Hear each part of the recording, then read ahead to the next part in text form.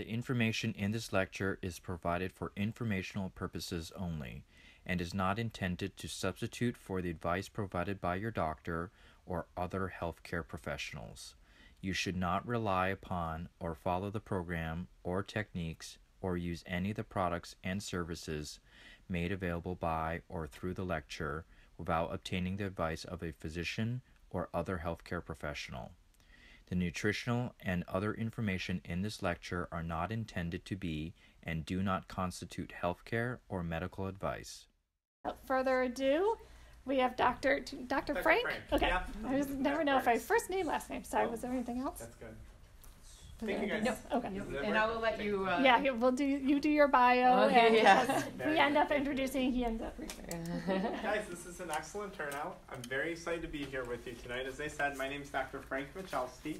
I'm friends with Mary Beth Drozda. That's how I wound up here. She was nice enough to invite me here. I got to know her over the last year or so. You guys are really have some fantastic people that are part of your faith community. So without further ado, let's dive into tonight's topic. So we're going to be talking about CBD oil. Just before we jump into it, has anyone here heard of CBD oil, or do you guys have some familiarity with it? Okay. Do you guys know someone that takes or uses CBD oil, perhaps? Okay, so a number of people do appear to have some, some familiarity with CBD oil. Oh, try to keep going here. Let me get this on. Might have a little malfunction here. Not really doing so good. There it goes. Okay. So guys, a little bit about myself. I grew up locally right here in East Amherst, New York. I was right around Clarence, okay? I went to St. Gregory the Great grade school, okay? Very popular parish in the area. We then went to Canisius High School after that. Following high school, I went directly on to study chiropractic, okay? My background is actually chiropractic. I attended Duville College, where I obtained a bachelor's degree in science, okay, in biology. After that, you go on to complete the doctoral portion of the chiropractic program. Following Duville College, I completed most of my rotations at ECMC and UB Neurology, which really provides a lot of my background. My background is really in pain and in trauma. I have a lot of experience dealing with people with pre- and post-surgical spines, okay? We see a lot of pre- and post-surgical knees, a lot of pre- and post-surgical shoulders, car accident patients, patients with autoimmune diseases, okay? A lot of my focus was in those two areas. Following chiropractic school and my rotations through ECMC and UB Neurology, I continued on to study a lot in something called functional medicine and nutrition, okay? You learn a lot about nutrition in chiropractic school, but this, as you guys may know from previous speeches, whether it's chiropractic school or medical school, they don't actually place a huge emphasis on it. After I graduated and I saw the effects that a positive diet can have on a person, the effects they can have on them mentally and physically, I continued to do many studies in that. I've worked locally with Dr. Derek Alessi, who does a lot when it comes to nutrition and weight loss, and working with people who are prone to diabetes. He has a bunch of patients there with autoimmune diseases, all types of conditions that we see. Also there, we carry out exercise rehabilitation.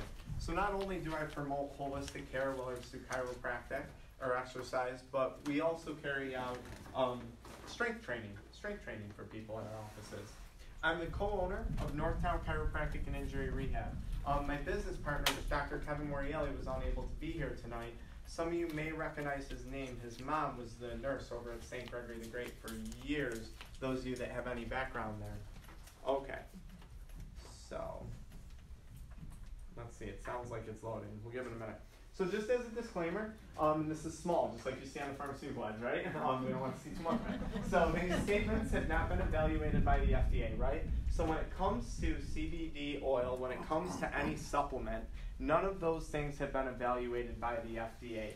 Very few supplements that you find will actually have that evaluation, okay? So we always like to put that disclaimer in there. Now, as I said, my background is chiropractic care, okay? So when it comes to my scope of practice, I'm really focused on musculoskeletal pain and musculoskeletal care. We'll touch on some other disease processes tonight, and we'll touch on some other things that CBD oil seems to benefit, but by no means is that my area of expertise, okay? So it's just something to keep in mind. when it does come to our scope, we are able to talk about food extracts, vitamins, minerals, supplements, and nutritional counseling, which is really where the emphasis is going to be tonight for you guys. Okay, so a quick history lesson. In 1839, there was an Irish physician, this guy, William Brooke, okay? He read a groundbreaking paper on marijuana for medicinal purposes, okay? Now mind you, keep in mind that date, 1839, because we're going to jump around a bit when it comes to different dates and when this research started to appear, okay? His paper presented case studies of patients suffering from rheumatoid diseases, hydrophobia, seizures, and tetanus. In one of his case studies, he was one of the first to look at actually, and we're not talking about Charlotte, those of you that are familiar with CBD oil. He was one of the first ones to look at a little girl who was getting seizures, and he noted in his paper that he saw profound positive effects from the administration of CBD. Okay? Between 1839 and the 1930s specifically, more and more articles were produced in journals describing the benefits of cannabinoids.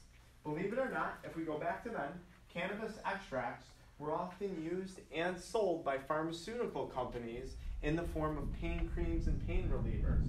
So this is not the first time this stuff was around as of recently. In the past, we can look at major pharmaceutical companies and see that they had an interest in CBD, they had an interest in medicinal marijuana, going back all the way to 1839, thanks to this gentleman, William Brooke. Okay, now, in 1937, right around that time in the 1930s, a lot of things really began to change, okay? The climate surrounding marijuana started to become very volatile, and it came to the center of everyone's attention in the media. Now, 1937, political lobbyists colluded to scapegoat and eliminate cannabis and hemp as an industrial crop in the U.S. Now, we'll talk about later on the difference between cannabis and hemp and marijuana. But they're two different things. So in 1937, they wanted to ban the growth of both of those things. These people represented pharmaceutical companies, alcohol and tobacco companies, paper companies, and petroleum companies, believe it or not. This immediately put an end to any research. That was further fueled by this man, William Rudolph Hearst, okay? Most of the marijuana was coming in from Mexico during this time period, okay? You could not get it in the U.S. due to this ban on it growing, okay? Now, also during this time, we were going through the Great Depression, okay? Unfortunately, there was a lot of stigma created between those of Mexican migrants and marijuana usage, okay? They also pitted marijuana against African Americans, against homosexuals, against people who really just weren't Anglo-Saxon and Anglo-white males, unfortunately. So, during this time, the Great Depression, the connection between Mexican people and marijuana was made. This was promoted by most major media outlets, which were run by this guy, William Rudolph Hearst, and Harry Jacob Ainsler. We'll talk about him a little bit more. Now, keep in mind these dates again. So in 1937, everything gets banned, right? Ironically enough, companies are not able to patent a whole plant. So if you guys know anything about the production of pharmaceuticals, a company cannot put a patent on an entire plant. They can patent an extract. In 2003, the U.S. government obtained one of the first patents on CBD specifically, on that extract specifically, to treat certain diseases. So what diseases in this huge study that they made a patent on did they notice it benefited? We'll talk about that a little bit later, but most of these diseases were those involved in oxidation. So cancer, Alzheimer's disease, epilepsy, diabetes, arthritis. We'll revisit this study. I just want you guys to keep in mind that in 1937, everything got banned. In 2003, the government actually got a patent on CBD oil saying, wow, this stuff has a huge benefit. And here we are in 2018, just starting to hear about it again. What happened in between that time? Okay? So, let this load. Anyone who goes back, this was what that Ainsler guy produced, right? It was Reefer Madness. Reefer makes you do horrible things, right? All these bad things that they promoted. And again, a lot of this was actually a very political move to pit people against one another, unfortunately. They were upset with the Mexican migrants. There was obviously a lot of racism back then, and marijuana was the perfect scapegoat to attribute to these people's usage because primarily it was coming in from Mexico at the time. So anyways, you wound up getting movies like this, which eventually turns into now a college parody, right? So it was in 1930. The director of the Federal Bureau of Narcotics came out and made this statement. And I'm going to read this out loud because it's pretty blatant. There are 100,000 total marijuana smokers in the U.S., and most are Negroes, Hispanics, Filipinos, and entertainers. Their satanic music, jazz, and swing result from marijuana usage. This marijuana causes white women to seek sexual relations with Negroes, entertainers, and others. Can you believe that we're reading that today out loud? Imagine if someone came out and said that, right? But this was the perfect point to pivot people against one another. Now, for this man, for Henry Ainsler, this was a very important statement because during the Great Depression, the Federal Bureau of Narcotics did not have money coming in, right?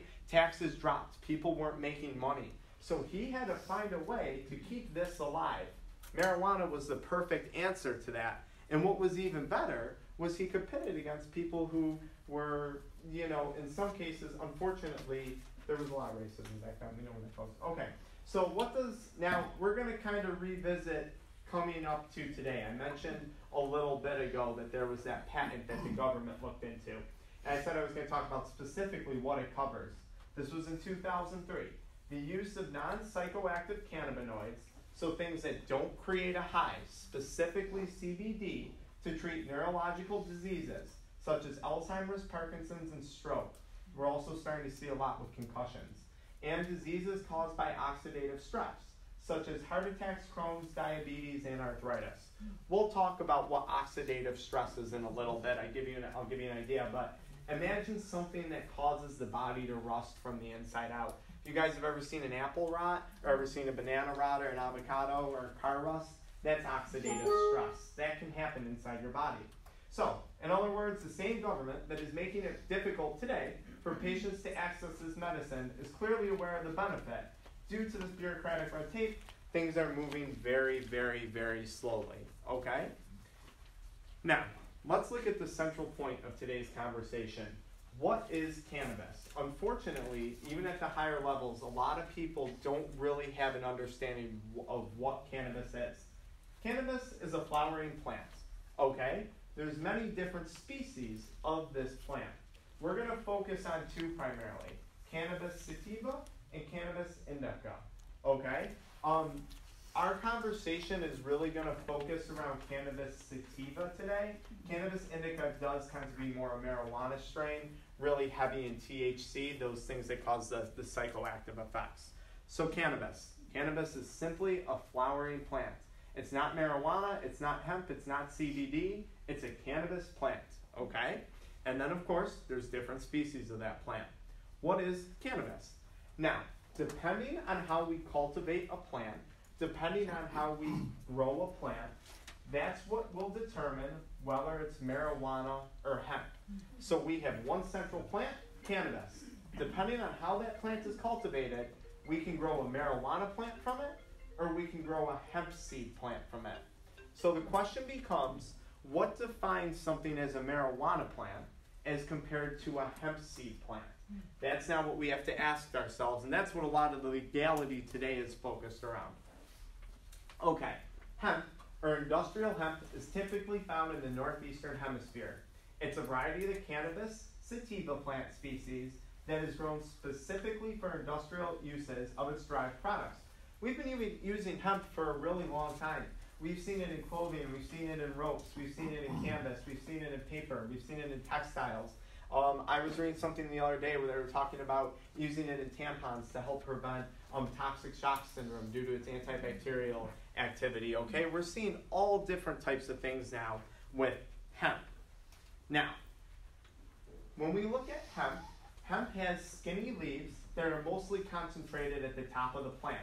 It can grow up to 20 feet tall, and it's high in cedar oil content. Marijuana, it has broad leaves that grow in a brush. If any of you live way out in Clarence, I can't remember the road that's off of, but I was biking one day, I'm looking, I was like, geez, that looks like a marijuana field. And I was like, oh, it's not. No, that's hemp. Because a lot of places now are starting to get involved in the growth of hemp. It looks like cannabis, but that height, that those big leaves at the top are what differentiates the two. So now, we're going to talk about the defining factor between marijuana and hemp. Okay? So we have a cannabis plant. That plant can be cultivated into either a marijuana plant or a hemp seed plant, depending on how it's grown. Here's the defining factor. Now, a hemp seed plant is going to contain primarily CBD, cannabidiol. That's known as a phytocannabinoid, okay?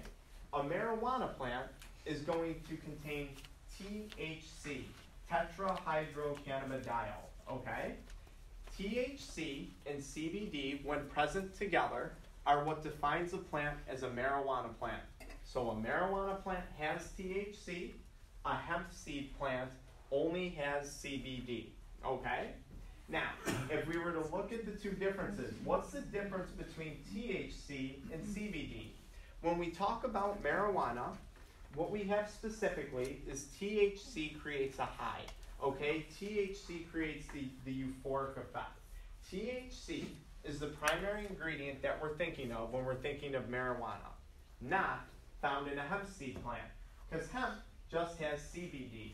When we look at a cannabis plant, a marijuana plant, there's a bunch of different cannabinoids. These are only 2 of 100 cannabinoids found in the plant, okay? These are the ones, though, that all the research is focused around, because these are the ones that tend to have the most profound effects. So, let's move on here. Does that make sense, the difference? Marijuana, THC, hemp, no THC? Okay, guys. So, marijuana is 5% to 35% THC when we look at that, when we look at the top of the plant, okay, when we look at the leaves. Low CBD. Medicinal hemp or industrial hemp is 16% CBD and less than 0.3% THC. So in order for it to be defined legally as a hemp seed plant, it has to have less than 0.3% THC. If it has over that, or if its CBD is less than that 16%, you have a marijuana plant. That's the only difference between these two things, okay? And that's important when it comes to the legality of all of this. Marijuana versus hemp. So, THC. So we're talking about marijuana. Not legal in all 50 states, right? Colorado, California, I'm not sure of all of them at this point, but there's a few now that have legalized marijuana by the state level for recreational use and for medicinal purposes. In New York State, we do use it. The Dent Clinic is now the people that distribute medical marijuana, which contains THC. You need a doctor referral. You need to go through a state registry. There is a waiting period, right? They have to go through all those background checks. You have to go to a dispensary. They're getting a bit better now, but when the dispensaries first opened, they were kind of odd places. Like you would go there, there'd be a security guard. Federally, you can't put any of the money in the bank in marijuana because it's illegal, so they have to keep all this cash on hand. It was kind of a sketchy looking thing. It causes a high, and this will cause you to fail a drug test. If you work a job where you're concerned about drug testing, THC is typically the cannabinoid that they're looking for in urine and in hair, right? It will stay in your hair a lot longer than it will stay in your urine. So that's THC. That's when we're looking at marijuana. Now, if we were to look at hemp here, let's see. Hemp. You don't need a dispensary. You don't need a doctor visit, although I would recommend speaking to your doctor, and we'll talk about why. There's no waiting period, and it's widely available. So when it comes to hemp, you guys, this is sold as a supplement. So today, it's sold like fish oil. You can walk into Feel-Right and buy it. You can go on Amazon and buy it. Just like other supplements, though, that comes with a problem, right? There's no regulating body on this stuff. So you could have Joe's hemp seed oil that Joe made in his basement, okay? Just like you could have Joe's fish oil that he made with his hemp seed oil. Maybe he mixed up a few of the pills when he was making it, right? That's the problem with a lot of these things when it comes to supplements. But these are some of the advantages to just using hemp, a CBD-based product. So, what is it that makes cannabis such a good medicine. Why is it there's so much focus around cannabis? And guys, for all intents and purposes going forward, I'm not talking about things containing THC. I'm just talking about CBD products, CBD oil, CBD products. There are two main types of cannabinoids, those found naturally in your body and those found in plants. So CBD, THC, those are cannabinoids found in plants. They're known as phytocannabinoids. We see these in other supplements. A lot of people will take phytosterols for heart health, things like that, okay? And then we have endocannabinoids. Endo, meaning coming from within, okay? These are things already found in the body. Your body, and this is very important, already has cannabinoids present. ANA, 2AG, okay? Your body already makes cannabinoids.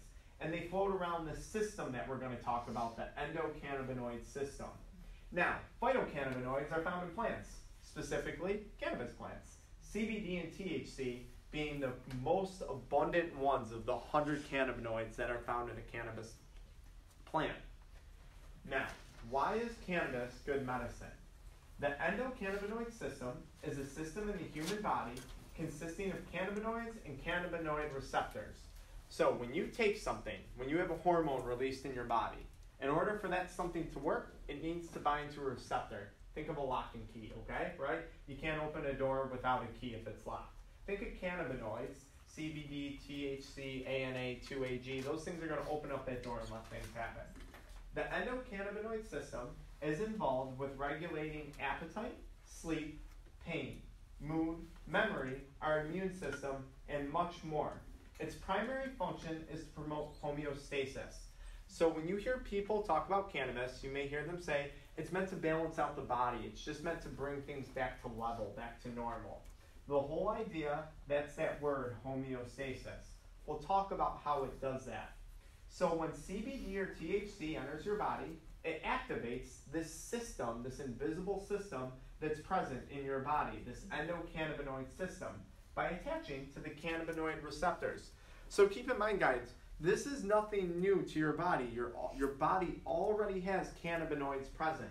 Now, why is this important?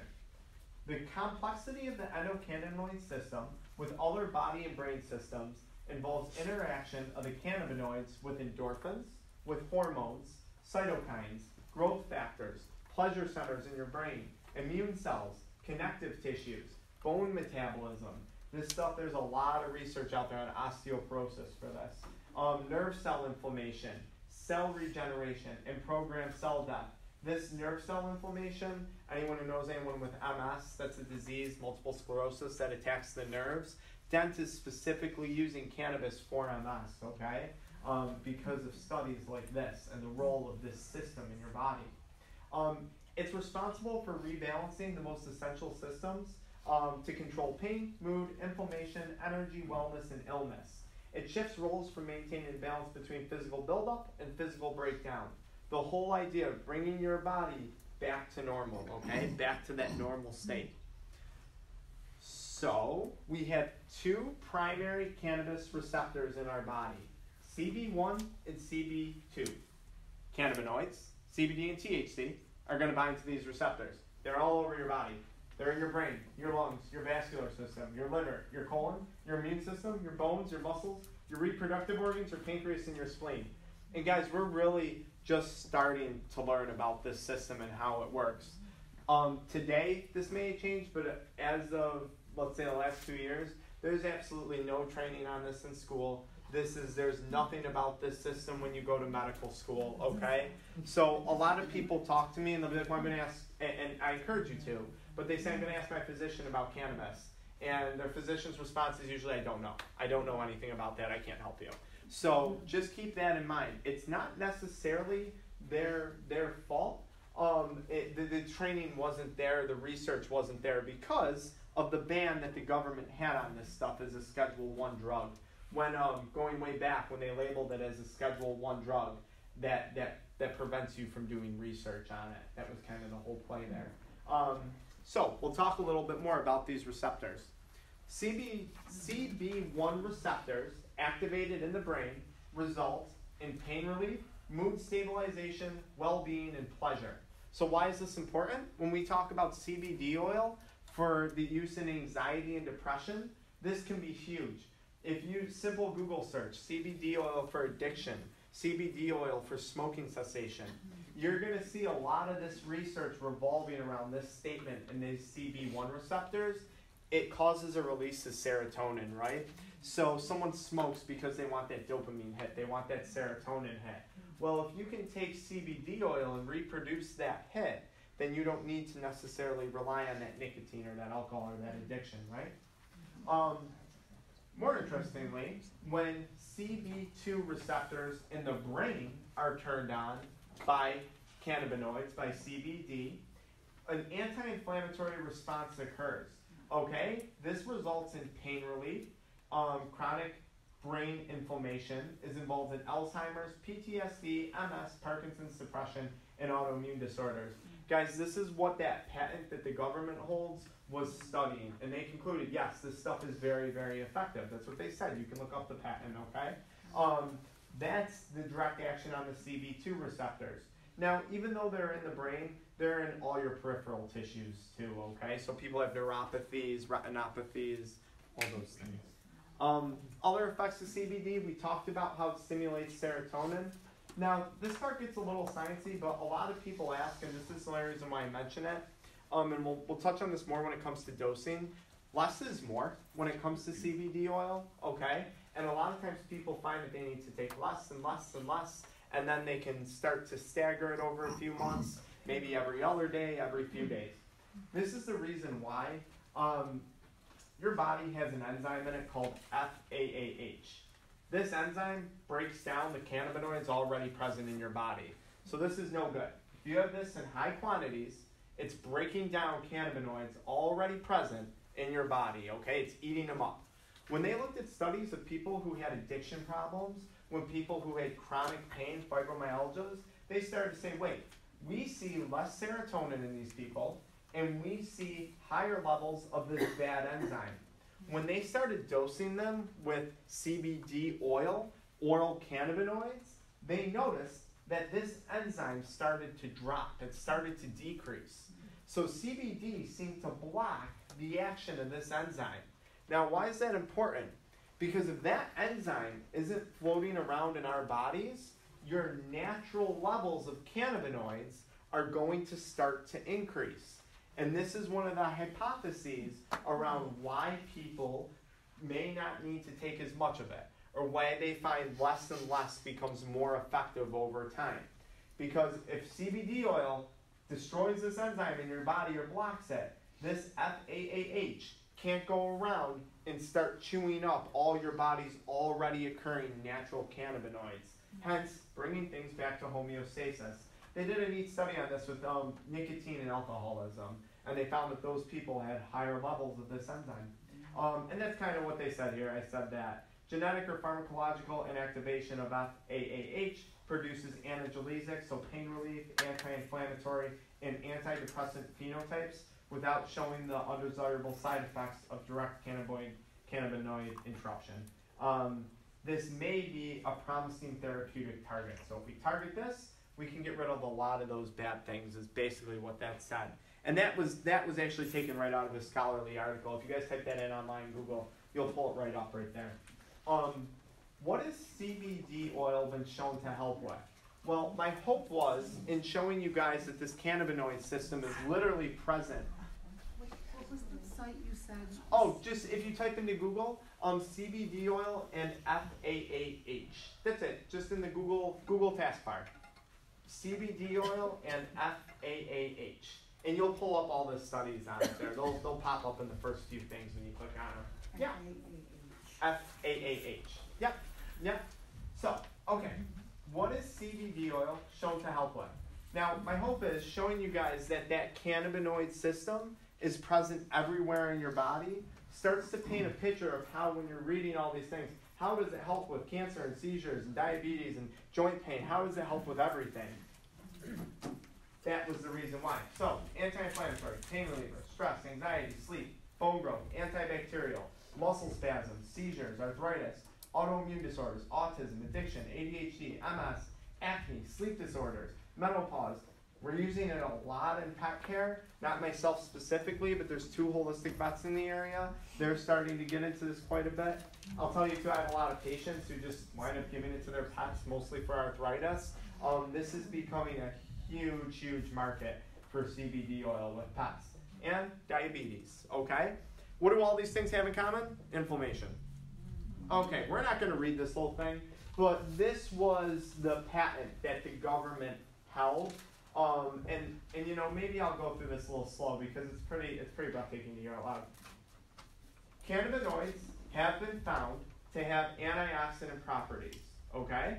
This newfound property makes cannabinoids useful in the treatment and prophylaxis of a wide variety of oxidation-associated disease, such as ischemias, so strokes, TIAs, age-related inflammatory and autoimmune diseases.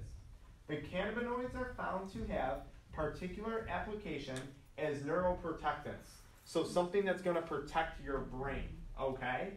For example, in eliminating neurological damage following stroke, trauma, or the treatment of neurodegenerative diseases such as Alzheimer's, HIV, dementia, Parkinson's. Non-psychoactive cannabinoids, that's CBD, non-psychoactive, non-THC cannabinoids, such as CBD, are particularly advantageous to use because they avoid toxicity. Now remember, this is the government saying this.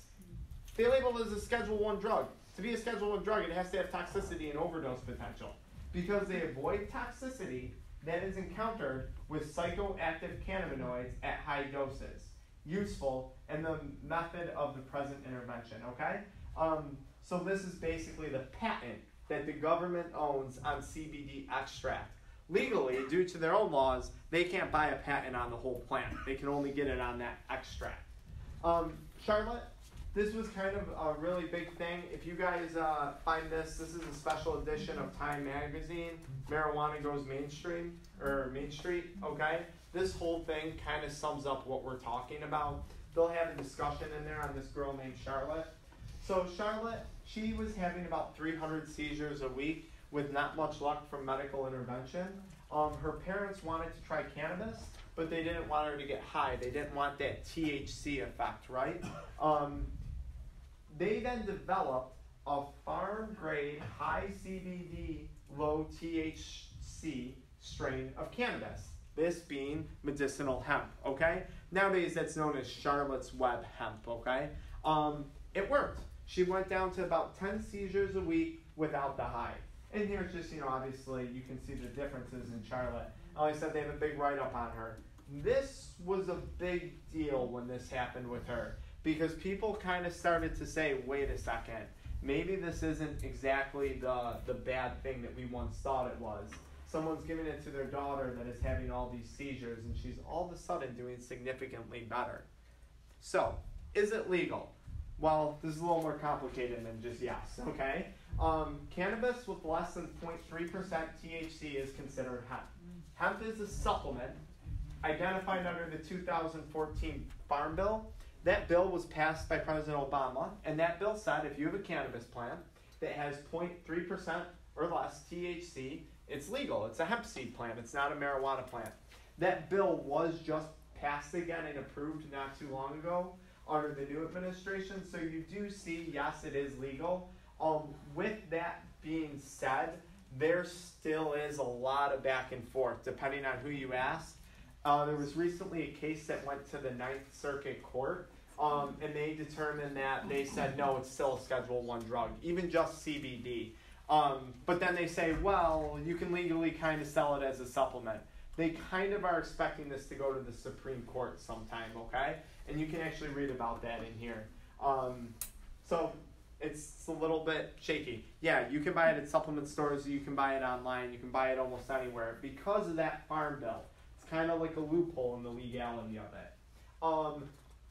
Important things when it comes to CBD oil, okay? Not all of it, as I mentioned earlier, is the same. So now you are going to see, if you search CBD oil online, tons of manufacturers, absolutely tons of different products with all CBD oil with turmeric, CBD oil with fish oil, CBD oil with coconut oil, CBD oil with essential oils, okay? There's some things you want to look for when you're looking at products. You want it to be full spectrum, okay? Full spectrum means they use the whole plant, and we'll kind of go into that. Those cannabinoids, they work together, all 100 of them, including THC. Granted, yes, we have to take the THC out in order to get it legally on the shelves in this case. But you want a full spectrum, not an isolate, okay? Whole plant extraction, so they're using the stem, the stalk, and the leaf, okay? The seed, too, is usually used as a carrier oil, okay? Hemp oil, if it's just hemp seed oil, that's not CBD oil. Hemp seed oil is just omega fatty acids from hemp seeds. You won't have CBD in there. CBD comes from the stalk, the stem, the leaf. I've seen things pitched as hemp seed oil, but that's not going to have CBD. You don't get that out of the seeds. You get carrier oils out of the seeds. You want it to be organically grown, domestically grown and made. Obviously, when it comes to these things, we like to outsource everything, right? Those of you who follow a lot with pharmaceuticals, a lot of our pharmaceuticals, fentanyl specifically, production is primarily held in China, okay? Right now, we're on rocky grounds with China. So I don't know if that's a great idea to be taking things coming from over there. You can get CBD produced oils from China, okay? Things that are grown quite foreign from us. Third-party testing, I would say this is one of the most important things to look for in a product. I say this whether it's a fish oil, a CBD oil, a red yeast, rice, an echinacea, third-party testing is great. And then company transparency. You want to be able to contact them, right? Ideally, it's not Joe in his basement every time you call. Hello? What? CBD? Oh. I gotta go. So just keep that in mind.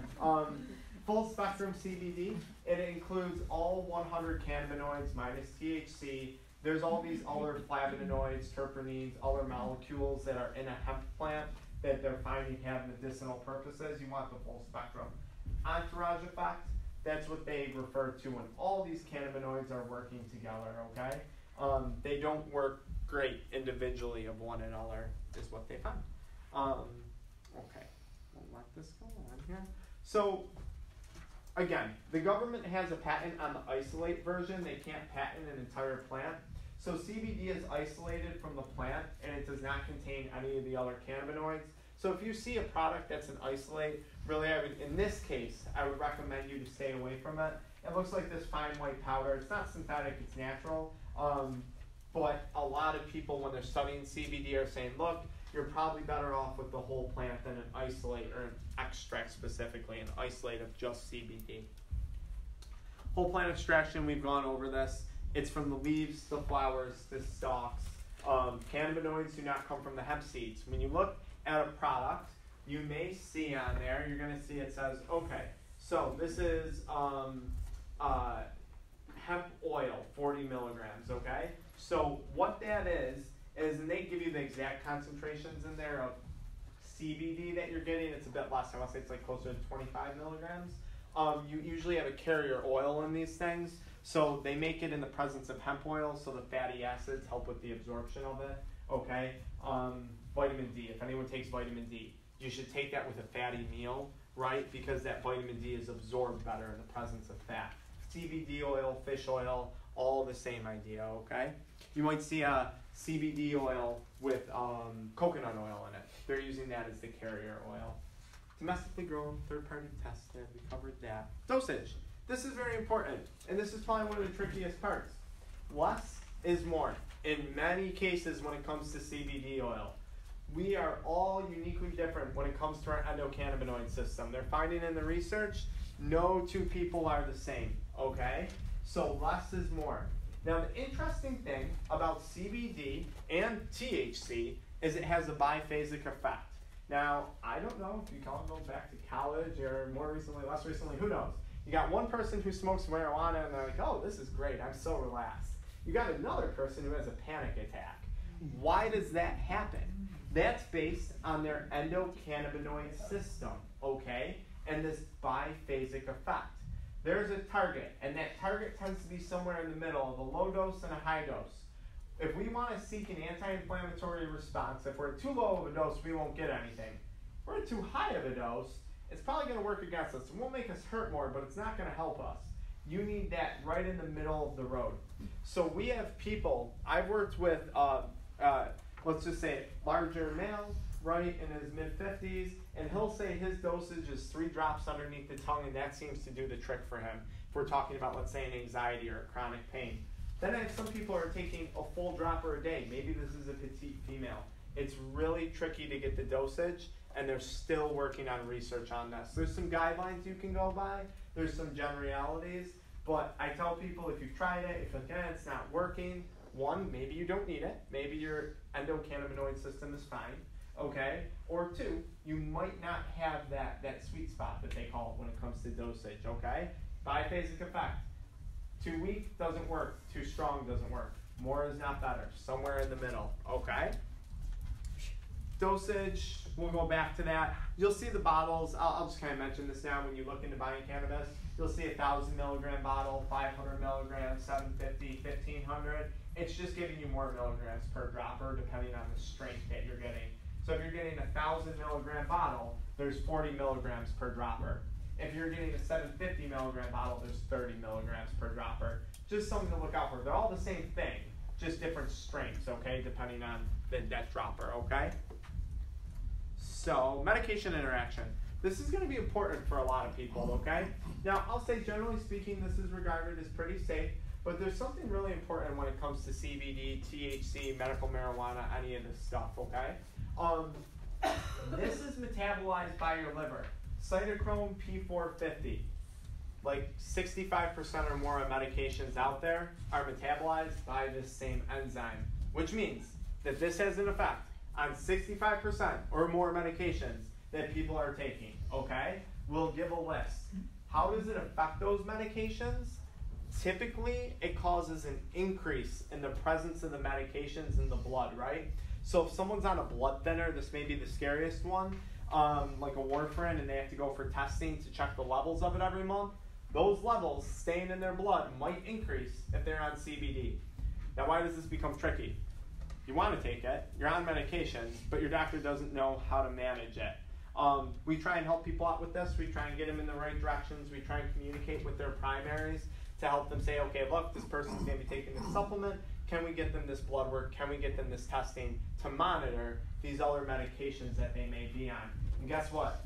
My cytochrome P450 in my liver is going to metabolize a drug different than someone else. So there's no step standard to this, okay? It's not alone, and it's effects with this. Grapefruit, I don't know what that word is. St. John's wort, golden seal, okay? They all have similar effects on CYP450, okay? This is important for a lot of you guys. I say talk to your doctor about this. Mention it, especially if you're on a lot of medications.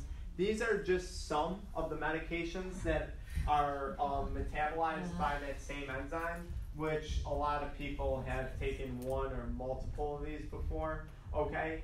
Interestingly enough, though, they use a lot of these things with, like, we're seeing a lot of research behind CBD and helping people come off of opioids, okay? We're seeing a lot of people come off of benzodiazepines. We're seeing a lot of people come off of the antidepressants. Again, if you're trying to accomplish something like that, work with your physician. It's not smart just to cut some of this stuff cold turkey, right?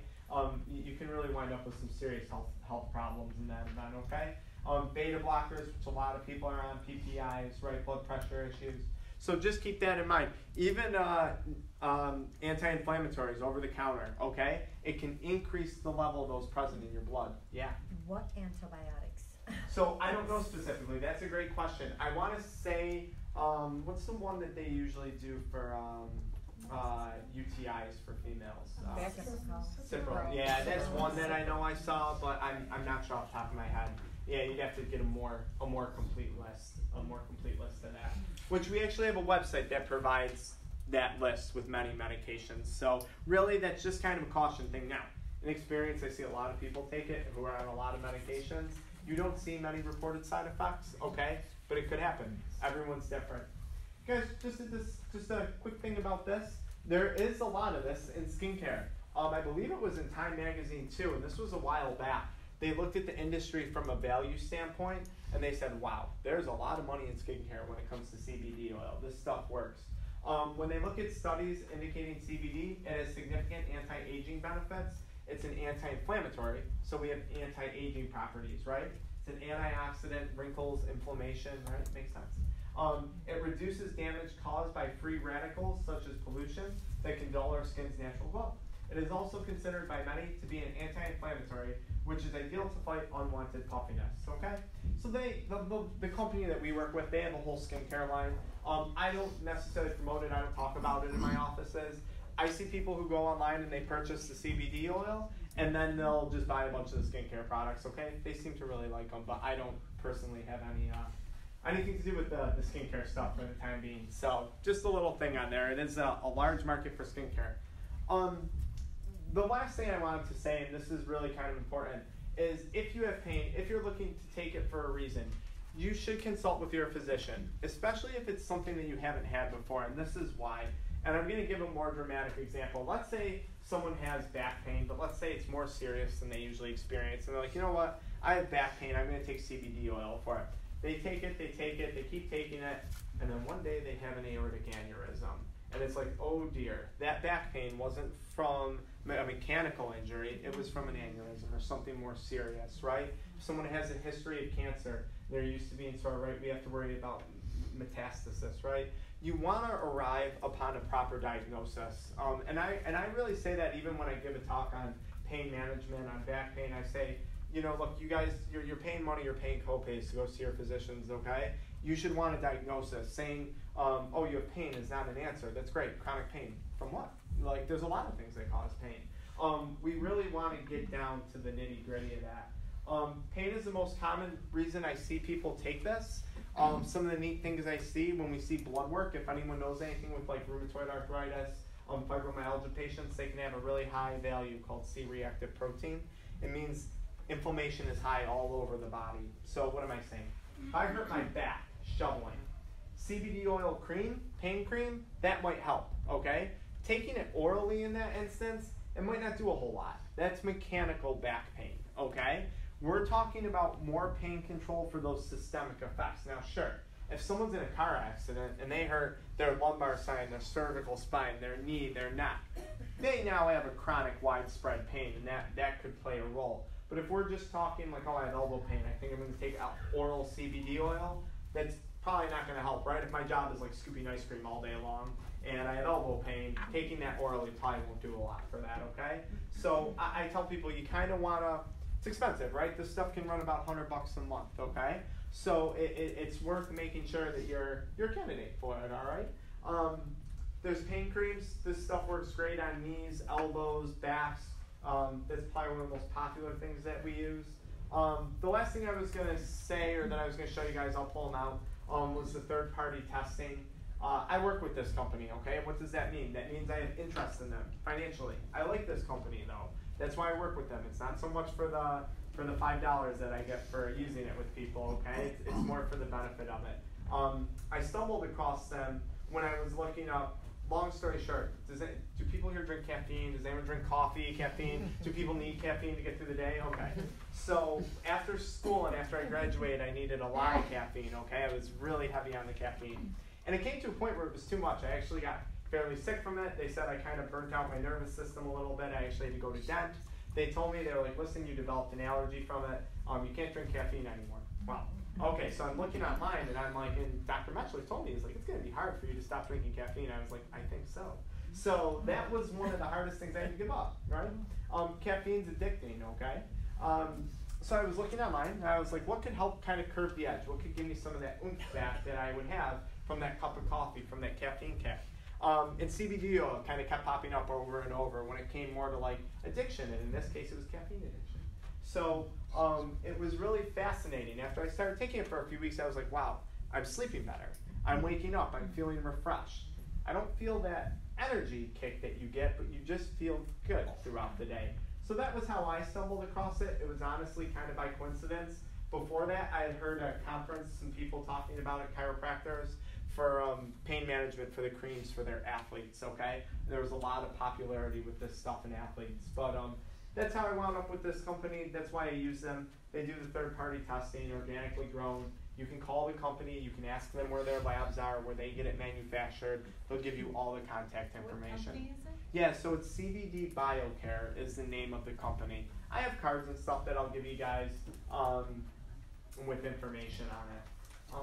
Okay, that is kind of everything that I wanted to cover. That's all. Now I'll leave it open to you guys for questions. First one there. Yeah. Dr. Frank, I just want to understand if you could explain to me about the endocannabinoids. It seems like some of my friends, and myself included, is it possible that we were very low on our own endocannabinoids because we need so much of it? Like, we're starting off, when you say like 5 drops, my girlfriends were like, that didn't do anything for me, MB. Now, a dropper full, they're seeing results. So I realized that what you said, that eventually as their own endocannabinoids fill, their usage or the amount they take the dosage will go down. But does that mean our endocannabinoids were low? Yeah, and they're starting, absolutely. So that's kind of the idea. When they looked at people who have like anxieties or addictions was really the big study where they looked at it. They found that those people had naturally low endocannabinoids and really, really high levels of FAAH. So when those people took it, they were like, whoa, this is making a difference, but they needed more and more, right? So if you have really high levels of FAAH, that enzyme that chews up your body's own cannabinoids, you're going to need more CBD, presumably, than someone else who has, let's say, relatively low levels of FAAH in their body. That's kind of what the studies looked at. Why does this person have these problems and why does this person not? And they kind of focused around that enzyme. So that would make sense. Yeah, the idea is that's already low, and they're finding, look, what you eat plays a role. How you exercise plays a role. Your body weight plays a role. Those of you guys that have ever heard of adrenal fatigue, they're tying it into that, saying that plays a role. So there's a lot of moving parts as to why someone could have already low cannabinoids. But yeah, absolutely. Does that answer it? Yes, Okay. Excellent. Good. Thank you. Yeah. Is there a test to tell you where your level is? So that's a great question. There is. I'm sure there is. I don't know of that test yet. But yes, they can test. I'm sure you're going to see a bunch of labs coming out with tests that are going to be promoted over the next several years that check for CBD levels, FAAH levels. I don't know of any personally. I haven't seen it. But like any drug, you can trace it in the body, in the blood. So I'm sure that there's ways to do that. And when I was looking at the studies on the alcoholics and decreasing that level of FAAH, that was by blood that they were studying that. So there are ways to look. Not that I'm familiar with ordering, or not that I know of anyone really right now doing Thank that. you. Yeah. Frank, how would you know if you're using it for something like an inflammation, Yeah. not chronic pain, an inflammation? How would you know if you're using enough or not? Because that's not something you can see. That's a tough part. So that would be pretty much, well, it depends on what the inflammation is. So like if we're talking inflammation, we could be talking pain, we could be talking Alzheimer's disease, we could be talking any number of things, right? Is it like brain fog? Is it what form of inflammation, I guess? Diabetes is inflammation. So I always look at it like this. I say, let's get something specific that you're taking it for. So if it's pain relief, we're going to want to see less pain. If it's for diabetes, we're hopefully going to want to see lower levels of blood sugar, which would imply less inflammation, a lower HbA1c. If it's in a rheumatoid arthritis patient, in their blood work, we can look at C-reactive protein. And we can say, okay, is that level going down since we started taking it? What about cholesterol? Because that's inflammation. So yeah, there is benefits for this when it comes to heart health, and I would make it as simple as that. I would say, look, we're going to use this for X amount of time, and let's see if the cholesterol changed. And then I would probably go more specific into that and try and find a dosage amount. You can find general guidelines for like cholesterol, for seizure disorders, for these things. They do have like guidelines. Yeah, and I would say, okay, let's reference those guidelines and see what most of the studies that said this benefits cholesterol, what range did they put them in? That's what I would look at for that. Because you wouldn't know if you use too much, like you know how you said when you showed your graph, you said not enough doesn't work and too much doesn't work. So yeah, I think that graph probably has more to do with, and that's kind of an interesting thought process. If you got just the right amount, would that affect cholesterol as compared to taking too much or too little? Right. I want to say that graph more functions around the more tangible stuff. So like pain that you can feel readily, anxiety, depression, addiction, like just very subjective, tangible things as compared to something that's very objective, like a specific value. Not certain on that, but that'd be, yeah, that's fine. Question. What form of CBD oil should you take for osteoporosis and also if you have a low thyroid?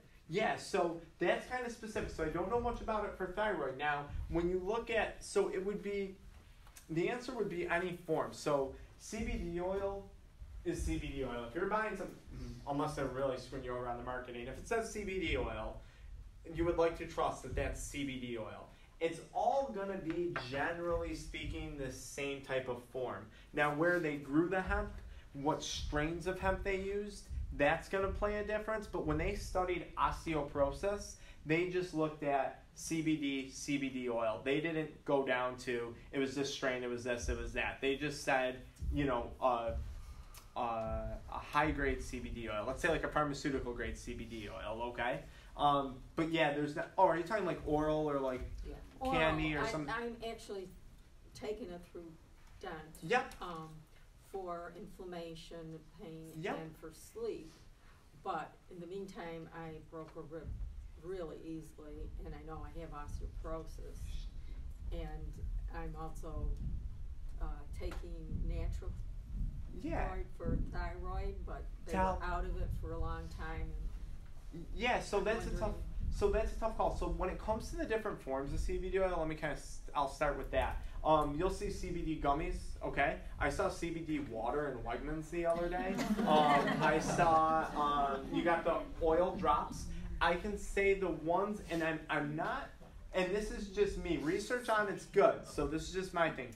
I'm not a huge fan of inhaling it just because we don't know 100% the effects on the lungs, but the absorption is good, okay? Sublingually, under the tongue, would be your next best bet. Gummies, I don't know. Yeah, I probably wouldn't go crazy on the gummies and some of those. And now, this is important too. Especially if we're talking with something with THC, the half-life is different in each of those. So if I take CBD oil in this form and underneath the tongue, it's about 1 to 3 days it's going to float around, okay? And for it to reach its maximum effects, that, especially if we're talking THC, is going to be relatively quick. If you're taking something orally, it takes a few more hours to sink in, and it tends to stay a lot longer in your body. So, again, that would be one of those things to say we'd really have to sit down and look at the studies on osteoporosis. What were the parameters? What were the dosages? Was it sublingual? I want to say it was mostly sublingual, though, from what I recall when I was looking at the osteoporosis studies on that in CBD. Now, osteoporosis, though, that goes back to when you were just talking about regular marijuana usage, too. That was when they first started to see benefits for that for bone growth. So, but I would stick with, I usually promote the sublingual. That's usually what I say. That's what I'm taking, but how long do you think somebody taking it before they would see an effect? Because I started in June, and then in February I broke my rib really easy. The only way to know would be a bone density test. That'd be it. And really, you'd expect a safe bet would say at least, I'd say 6 months. But again, are you male, female, age range? Are they weight training? Are they eating a certain type of way? That's all going to play a huge impact on that. That's going to have a huge impact on that. So there's a few, again, there's a lot of moving, and that's why I say like to sit down and talk with someone about it is really where that would be beneficial, because there's so many. CBD oil won't be like the fix-all. It's a part, right? It's a part of changing a bunch of other stuff. It's a great boost, but if I'm giving someone CBD oil to help them with their bone density, and they're smoking, they're not lifting any weights, they're eating like crap, how much can I really expect to happen, right? So that's kind of how I put it. That's, yeah. Question, Vic. What's the difference between medical marijuana and CBD oil? Or like the stuff you get from Pharmacanis, the local... So like from a pharmacy that you need a script for? Yeah. That has THC in it. Okay. That has THC. CBD, no THC. that usually has THC. But is there different THC, like THC does not always give you a high?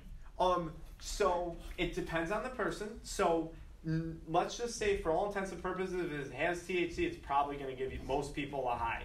Some people aren't really affected by THC. Now the dosages is going to be different. So if we have a medical marijuana plant from cannabis sativa, that high is going to be very, very different from a strain of cannabis indica. So again, a lot of moving parts in that question. Now you could have a dosage, and Dent will kind of mess around with this. We want to give this person a stronger THC or a THC that they're barely going to use. Let's say it almost like a physiological dosage. Yeah, they might not, if they're putting 1% THC, yeah, you might not get a high off of that. If you're bumping 16, 17%, 9%, you're probably going to get that high. And again, that high could vary person to person. It could vary depending on the strain of cannabis plant that they use to make that marijuana. But that's the difference. Yeah, you need a script. It has THC. Yeah. We'll keep working our way over. Yeah. Where is the best place to research for the guidelines for dosage? So that's a really good question. So there are no set standard guidelines. They don't exist. I tell people I don't know if I have it with me. I'll send Carol an email. Do you guys do emails and stuff like that to everyone? I'll send her an email with a link that kind of can show you some places where you can gather information on that. Dr. Frank, your website, if you go on CBD Media, it shows dosing, but it's 15 minutes long, but it brought so much awareness for me. That's a great point, yeah. Right on, if he gives you his card, you're going to go right on that website. It taught me so much about dosing, about how really individual it is because of what Dr. Frank taught us tonight. Our own endocannabinoids are going to play a role for every different person. So I had to play with that. I have to tell you the truth. My mental acuity has changed so much since I've been taking this. But then when I took it late at night one night, where my husband likes it late at night, my body... Captain America in my dreams is awesome. It's crazy. Yeah, it's awesome. He's having the best, he's saving lives in his dreams. He's doing all sorts of heroic things. But I don't know if that's the right thing to do. I mean, I found during the day, like Mary said, that I find if I have it in the morning, I'm sharper. I'm happier. I seem happier. Oh, I'm yeah. happy anyway, but it's like, and I'm more, I don't know, sharp. Yes. Mentally. And I've noticed that my joint pain is less. Absolutely. So that's all I have to say. That's huge. It's been, I don't know, 3 weeks we've been doing it.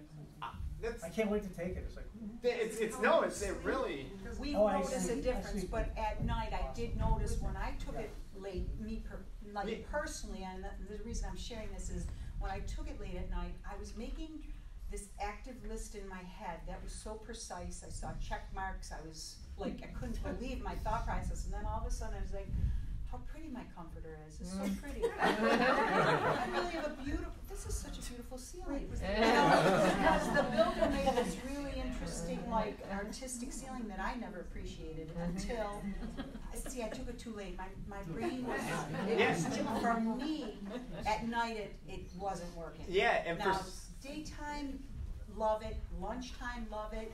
But if I take it after 6 o'clock, I become a little bit too active, but I'm very productive. Getting a lot done at the house. Looks so much better. My house is so much cleaner. Yeah, absolutely. Sign me up. Go ahead. Yeah. Two questions. Seed. So the oil is derived from the seed? The oil is derived from plant. The whole plant. The stem, stalks, and the leaves. You could eat hemp seeds. Is the seed just to grow more? Yeah, pretty much. Yeah, exactly. Yeah, that would be a great way to look at it. Yeah, and I'm not an expert on plants or growing plants, so I'll just throw that in there. But you can't. The seed itself does not contain the oil.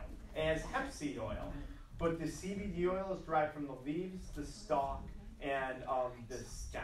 Okay, that's. The question was what reactive protein? What is it called? C-reactive. The test for inflammation. Oh, C-reactive protein.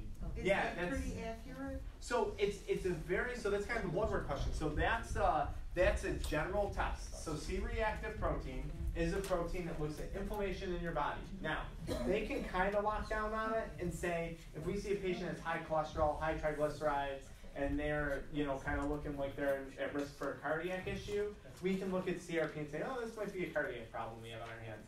But now other people, we see it in cancers, we see it in autoimmune diseases, we see it in just some people happen to have higher CRP than other people. It says that there's inflammation, but we don't know specifically why you have inflammation. You have this test and your doctor says you're fine, you don't. Yeah, normally we would see, so this would be so your doctor would know you best, right? So sometimes we'll see it, so let me kind of an example on the CRP. You have this test, and let's say you do have rheumatoid arthritis. There's a good idea that autoimmune disease, that arthritis, is why you have a high C-reactive protein. Now, if I just took a perfectly healthy individual, they had no complaints, no problems, and I ran a CRP on them just for the heck of it to test it, and they came back high, I'd ask some questions, but at the end of the day, I probably wouldn't jump the gun to conclude anything, right? So it's just like a general kind of thing to check for overall inflammation. You generally speaking want to see it below a 1, but now like I've seen it higher in younger females on birth control, right? Like there's different things that can affect CRP. I mean, we see it drop dramatically when people change their diets. I mean, the food you eat can play a huge role in your C-reactive protein. Maybe more so than anything. So, question? I'm curious, for like people that have no benefit or they don't gain any benefits from like CBD oil, I'm curious if you could talk about THCA and also CBDA, the acid. So, the answer is no, because I don't know a ton about it. So, I'm more specific just on the CBD. I don't know, yeah, it's just not something that I'm sure on. Now, I will kind of say this, if people, and this might not be exactly what you want, but nonetheless, when people take CBD oil specifically, and let's say we really mess around with the dosing, and it's really not getting them any benefit, I would be inclined to say, listen, this probably doesn't have to do with your endocannabinoid system, right? And that goes the same if someone like feels great, and they're like, oh yeah, I'm gonna take this, I'm like, I don't know if it's working. Well, why in the first place? You know what I mean? So that's kind of my caveat. Like, you should always have something that you're trying to track if you're taking it. But I don't know much about those other two. So going on with that, what you just said, yeah, is if CBD oil doesn't work for this person, yeah, but THC does, does that mean that the dosage is incorrect? So the dosage could be incorrect, and now you're entering into the world of is a combination product best for this person, where you use that other cannabinoid, and the research would tell you yes. A lot of people do find that they do well with a low ratio of THC and CBD. You know, just because I guess due to my scope and stuff, I don't do a lot, but yeah, absolutely. Just because a CBD thing didn't work for someone doesn't mean that they couldn't work with a physician and maybe find a THC CBD combination that might have the effect. We didn't talk a lot about THC, aside from mentioning they get too high. There's a lot of research out there on THC in specific dosages for pain control, anti-inflammation, anti-anxiety. It's a little more volatile than CBD, right? Because it's like that could flip the switch from helping to decrease anxiety to throwing someone into a full-blown hospital panic attack type thing. So, but there could be benefit for that person, yes. Questions? I noticed you didn't have migraine up on your list for CBD. So, migraine is a thing. Do you need the THC for the migraine? So generally speaking, when you look at the literature, THC is involved with migraine. Yeah, THC is involved. Now, the only thing I'm saying, this is kind of where it goes that full circle thing, you look at what's the person eating, how are they sleeping. Let's say their sleep is horrible, and let's say that's a factor in their migraine. If the CBD oil can help with their sleep, would it be so wrong to say we might see an improvement in the migraine? That's kind of how I look at it. Or if we have like cervical spine problem, right, and a chronic pain problem back there, it wouldn't be wrong to say, well, if we can get the CBD to help your pain, maybe a secondary effect will be the migraine. But yeah, to have it directly on migraines, yeah, it's usually looking at THC. Yeah. Lots of questions. Okay, go ahead. Yeah. Well, I do body work, and I'm just wondering if I use CBD oil on my clients that have inflammation or, you know, areas that are very painful. how long can I keep using this on my hands? Am I just gonna have the most wonderful pain-free hands in the world? What's the absorption through the skin? So, I mean, how long can you use it how on your many, hands? All you know, that stuff. day after day, hour after hour. So I use it a lot in my own practice on my hands. Yeah, Okay. right. I just have to interrupt Yeah. for a second, I'm sorry, because everyone seems to be very much enjoying it and intermingling. So my question would be, if some people, because I can see people do. Oh yeah, people that want to go can go. But how, if they were interested in purchasing it, do you have a card or? We'll supply all that. Grab on Yeah. it, but if they're walking out right now. Oh, is the leaving? Yeah. We'll set these up over here. Yeah. Here, guys. And then I'll answer that for you. Babysitter schedules and everything else. Yeah, here you guys go. Oh, guys, I'll mention this too. If you have pain, there's a $10 off our new patient exam in our chiropractic offices, where we can talk about this further. Anyways, to answer that. So, I don't know about the absorption through the hands particularly. Okay, it's low though, because someone asked me that once before, and I called the company, so I talked to them. They have a physician assistant there, and I was asking him what's the literature on transdermal absorption, and he said it's extremely low because the amount that you see of CBD oil in the cream. Now I'm talking about using the cream, Yes. not the oil itself, the oil concentrate itself. Is the oil in the mouth? So the It's oil oral. typically is oral, but you can use it topically too. And I do know there are some massage therapists in the area where they do like CBD massage, CBD rub. I don't know of any negative effects from that yet, but I think we're really new to that area, so I don't think that information would even be there at this point. I use the cream with a lot of patients. I just do a rub like on their knee or on their back, rinse off my hands after. The way I look at it is, if you guys are familiar with a Voltaren, that's like a Voltaren, that's like a pain relief cream. That has significant side effects. You have to get blood work done typically. Okay, if you're not getting it through prescription here, you have to go to Canada and get it. It's going to be a lot safer than some of those things. That's all I can say about it right now. But yeah, good question. Great question.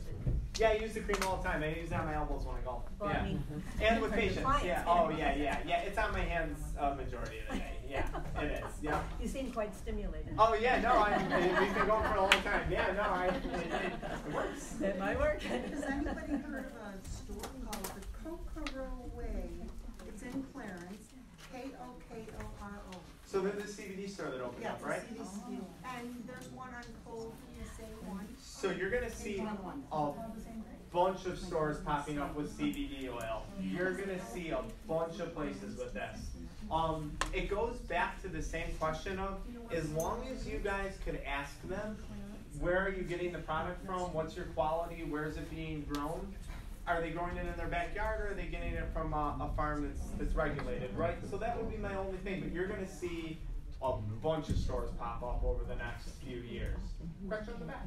So I think along the same lines, I think for this group especially, like extraction method is, I think, something that people maybe, we kind of like skimmed over it, but I think that's really important because there's safe extraction methods or methods that would be, I think, at least for the people who follow and less pay price, it would be more along the lines of our diet. So yeah, so when it comes to the extraction, I can tell you, on the website, they give a detailed explanation of how they do the extraction. It's by CO2 extraction from what I understand. Again, I know that they do it that way, so they kind of have two things that they do when they're doing the extraction. They want to keep the plant fully intact, so they don't want to destroy any of the cannabinoids, okay? And like I said, I don't know a ton at this point about that method, but it's a CO2-based extraction method. They do it in a manner as to not destroy the fatty acid properties of the carrier oil. I know that that's very important. If you do it in too high a heat or something like that, it can ruin these essential fats in there. You see the same thing with fish oil, okay? So I do know that they do put a lot into that, but the details of that extraction method, I don't want to give you information that I can't. I can tell you though, the website, they go into an in-depth talk on that extraction method. They also do something neat too when they do that extraction. So these products legally to be out there, they can contain 0.3% THC and still be legal. They take all the THC out. And I had handouts and I can actually place them up there. They have 0 THC, and then they do the third-party testing to show that they kept all the CBD intact when they did it. And you'll actually see some bottles on the testing where you have even a little bit more. I think they said there's like a 5% variation in the amount, but you'll see where it's like it's a very pure product when you look at the third-party testing. Great question about the extraction though. Question? Yeah. CBD oil and addiction. Yeah. Can you tell me more? Well, I guess my question is, you were talking about that you stopped drinking coffee because of caffeine and all that. But if you're taking it, will it allow you to be less apt to what? So the answer is yes, and this was pretty crazy. They did a study with that with nicotine, and again, Google CBD oil and nicotine, okay? One of the first things that pops up should be a peer-reviewed article from that NCBI or that one website that publishes like all the peer-reviewed stuff. Anyways, when they looked at the studies, they found that up to, I think it was 4 months after stopping taking the CBD oil, people still reported significantly less cravings, significantly less issues when it came to addiction. So it's not just while you're taking it, and that goes back to that hypothesis of it's eliminating that one enzyme that tends to be high. So now your body's naturally making more cannabinoids. So the addiction, in theory, should be decreasing because now you have more serotonin, more things like that. So yeah, I mean, giving up the caffeine, that was, I didn't really have a plan on that. That was tough. Like that was, it's my next area of research, caffeine addiction. That's, I think a lot of people have it. I think it's a big problem. And is asthma? So asthma, if it was related to an immune issue, which asthma tends to be an autoimmune thing, right? Or they say it's an immune system reaction. I don't see why you wouldn't be able to find information on that. Good question? Yes. In what way is it effective for menopause? Does it relate to? So your endocannabinoid system plays a huge role in your hormone and your hormone receptors. Okay. Now, when it comes to female health, I don't know what happened in school, but I just seem to kind of miss that part. Okay, I really focused on the pain control. I can tell you this, the biggest two things I've heard, and I didn't prescribe it for this reason for anyone, I didn't recommend it for this reason, but from females, they said the hot flashes and the sleep disturbances I suppose you see during menopause, that's been the biggest feedback I've had on that, for the hot flashes and the sleep. All I have. But it has a direct effect on your hormones though, because your endocannabinoid system is closely tied into those neurotransmitters that signal your hormones for estrogen, progesterone, testosterone. Similarly, when it comes to hormone production, you see that with the osteoporosis, right? If someone can be extremely estrogen dominant, they're more prone to osteoporosis, I believe is the mechanism. When they look at CBD oil, they'll notice like, hey, we're starting to see a decrease in this outrageously high hormone, starting to see bone density go up. It also has a direct effect on the bones. So again, more than one pathway. And are you going to sell it tonight?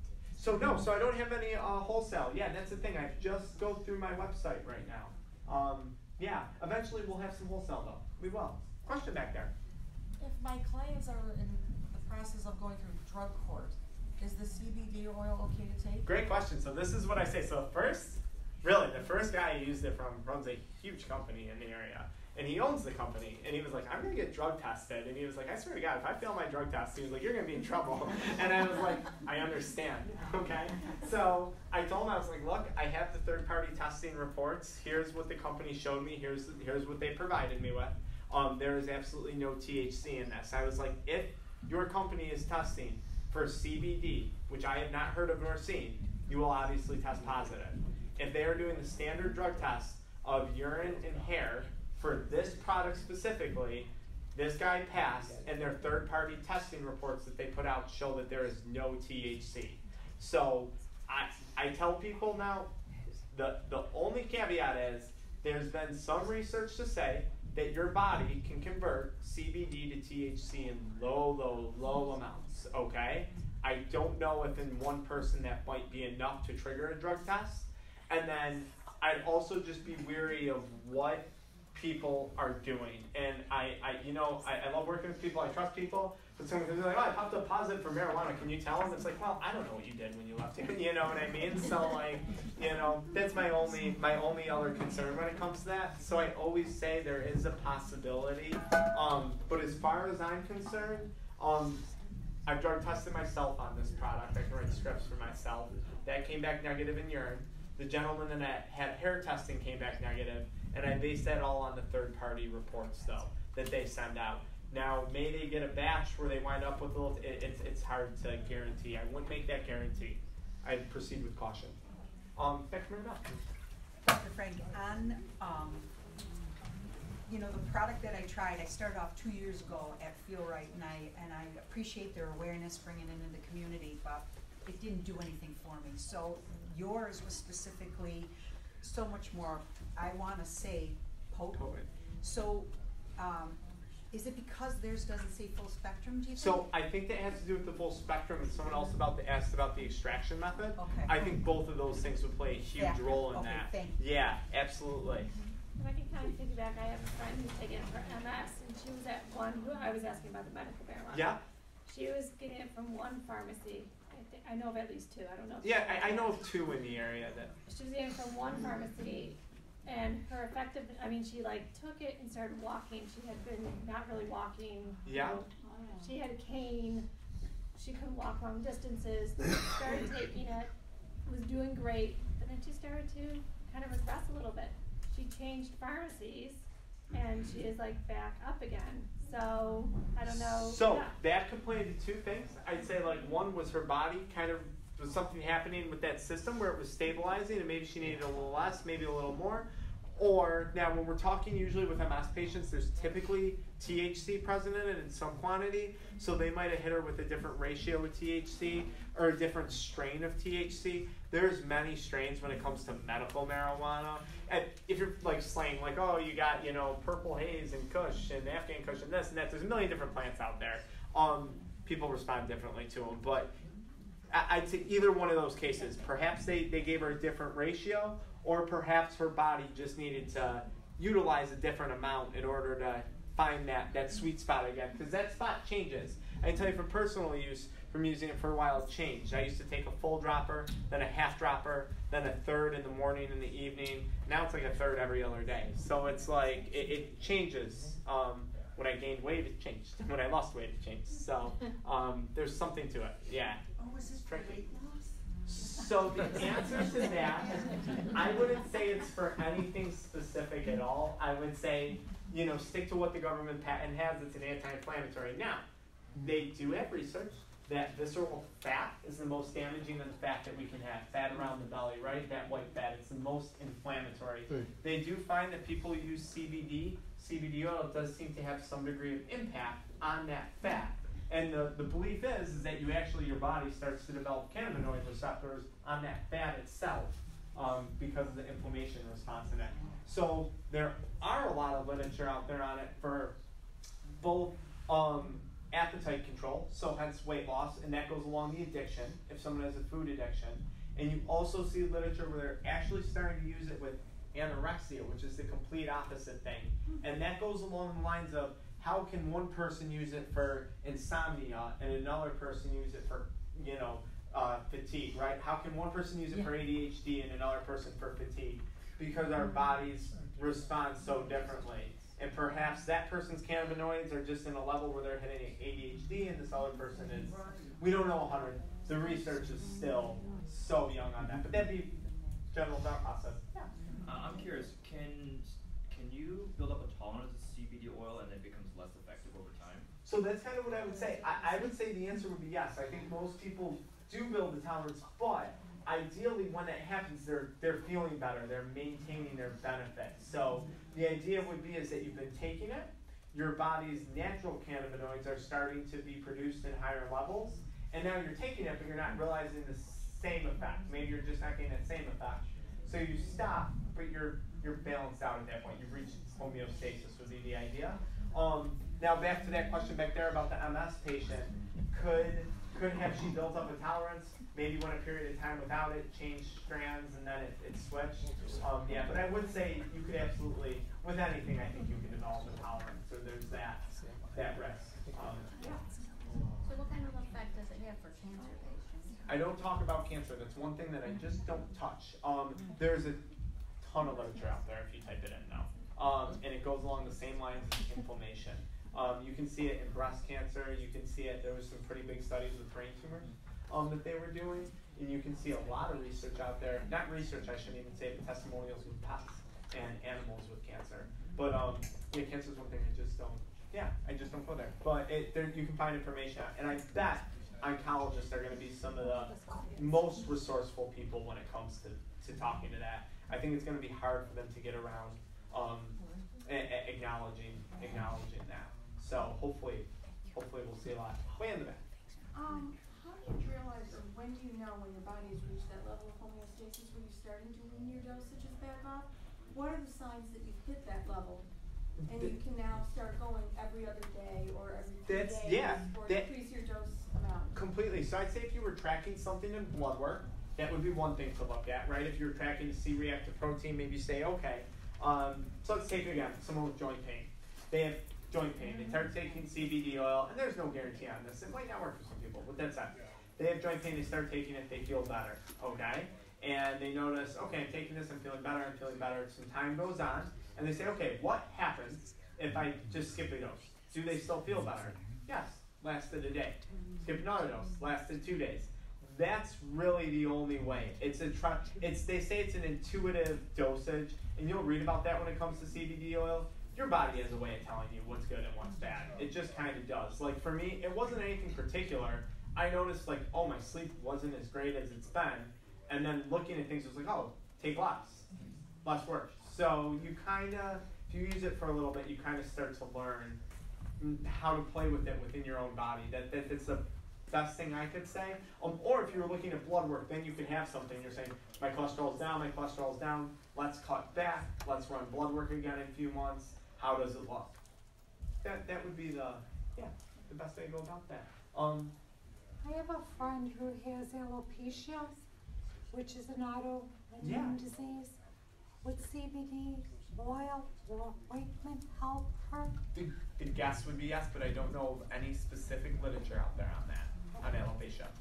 Okay. But Maribel? Sorry, Dr. Frank. Yeah. I feel like I'm being a nuisance. I talked to the co-owner a couple days ago because I have so many friends that are concerned about their pets. Yeah. They're putting their pets in the forefront, taking care of their pets more so than themselves. Well, Stacy Pitts, the co-owner, said to me, she said, Mary Beth, it's the same product, we just put a different label on it. It's the same product. So if you're going to buy a point. bottle for yourself, don't think you have to buy another bottle for your pet. Save yourself the money and share the bottle. Yeah, it's a good caveat in there. Yeah. If people are, I don't know anything about dosing in pets. Yes. We're on your website, we can't find where we would purchase it. Yeah, so it's on the cards there. The best thing you guys can do is go from the cards. But it will say like, so there's different ways to get to it. But it should just say shop by CBD oil. What's the website look like? Maybe it's because it's a mobile. Oh, you're on my Northtown website. No, there's it's cbdbiocare.com/my name. Okay. That's why. That's the confusion there. Okay. That's my card. On your card? That's on the cards up there. Yeah, I have the cards up there with the website for you guys. Website, coupon code that ties it to my name. Right? That's how I can kind of track who's doing what. But yeah, it's on the card up there. You'll find it with that one. Nice website though that you're on there. Yeah, it's a good one. Alright guys, we'll take a few more and then yeah. So is it safe to generally say that somebody who's got a poor lifestyle, eating a lot of processed food, the wrong kinds of fats, not getting exercise, all that, probably has lower endocannabinoid levels in their body? Definitely. And if they improve their lifestyle, it should improve. Should help. And also that if you take omega-3, if you balance your omega levels, it also helps. Absolutely, and that goes to that like whole body approach, right? That kind of goes to what I was saying. Like it's tough if we have someone who is kind of constantly working against themselves with their lifestyle. How much can you really expect? And you're going to have a bunch of systems thrown off in that individual, right? We have inflammatory things from food. We have lack of exercise. That doesn't help with the immune system. That doesn't help with bone growth. So yeah, and that's really what I try and emphasize is a lot of people, they'll read about this and they'll pick up the time and they're like, oh my God, this is going to cure everything. And they take it and they're like, oh, that did a bit, but not what I wanted. And I usually look at that person and I say, look, this may have more of a benefit, but you gotta create an environment that's gonna promote that benefit, right? You have to foster that environment. Great question. It's, Would the dosage, beginning dosage be on that website that? yes, they are. There's a whole section on that. For pets, for humans? Do they talk about pets on that? Oh, yeah. Okay. They actually show, this dog having a seizure on it. Her name's Apple. Yeah. And, the difference after they, actually dose her, and then how she stops with the tremors and. With the CBD? Yeah. Okay. Can you just use the dropper? Oh, with the dog? Yeah, if your dog will let you. If not, my dog won't let me, so I put it in a capsule and then put a square around it. And then, she takes it Creative that things way. out there, yeah. Yeah. Yeah. Did we have one more question in the back there? You guys were a pleasure. Yes, if you have any questions, reach out, okay? The information in this lecture is provided for informational purposes only and is not intended to substitute for the advice provided by your doctor or other healthcare professionals. You should not rely upon or follow the program or techniques or use any of the products and services made available by or through the lecture without obtaining the advice of a physician or other healthcare professional. The nutritional and other information in this lecture are not intended to be and do not constitute healthcare or medical advice.